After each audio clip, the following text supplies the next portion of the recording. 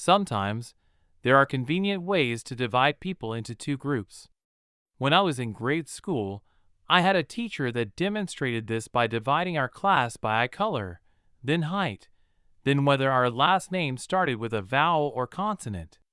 One of the things that seems evident from Jesus' teaching is that ultimately we will be sorted into two groups. One group will be happy with the grouping. The other will wish that they were in the happy group.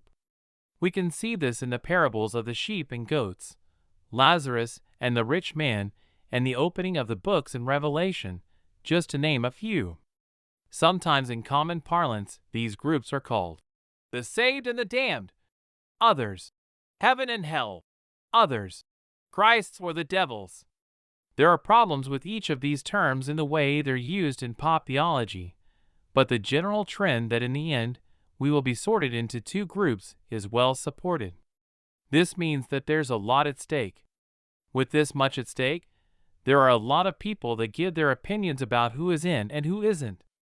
This sense that we will be divided this way is so strong with some people, and the sense of how it will happen so vague that churches have gained members by implying that membership in their group will be the deciding factor in the end. For example, saying something like, "The saved are those that subscribe to my blog or YouTube channel." The picture that Christ himself paints is quite different, though. One of the groups he is harshest towards regarding their chances at being saved is the rich. However, we do see that there were rich people among his disciples. There are times when Jesus gets more particular about the means of separation, and the size of their treasure was not in view. So that brings up the question, what is the connection between being rich and the reduced chance of being on Christ's good side? I think that we can build a sort of analogy that will help to explain this. It's imperfect, but illustrative. Imagine for a moment that the end of the world ends with two doors that look nearly identical. Through the door on the right is your new living room in 1996 America. There, you will have a middle-class job making an average income living an average suburban life. The door on the left leads to your castle in 12th century Europe. There, you will have an army waiting for your leadership as the high king in an average small kingdom just like the kingdoms that surround you. Which do you choose? The people who go through the left door are going to live a life of illness, bad food, constant attempts to use their power both within the court that make up their closest friends and colleagues, and from all the other people that have chosen the left door and been given similar kingdoms nearby. It will be a life of violence and pain. In the winter, they will be cold because there's no insulation, and in the summer they'll be sweating because there's no air conditioning. The only consolation is that they will be king, and at least to their face everyone will obey them. Those that go through the right door will have a different fate.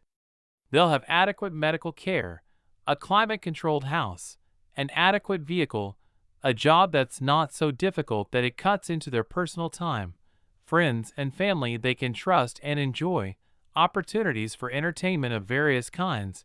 They'll be recognized for their contributions and respected for their talents. However, there will be no sense at any time when they will be considered in charge. At work, they report to a manager. At home, they report to the neighborhood association.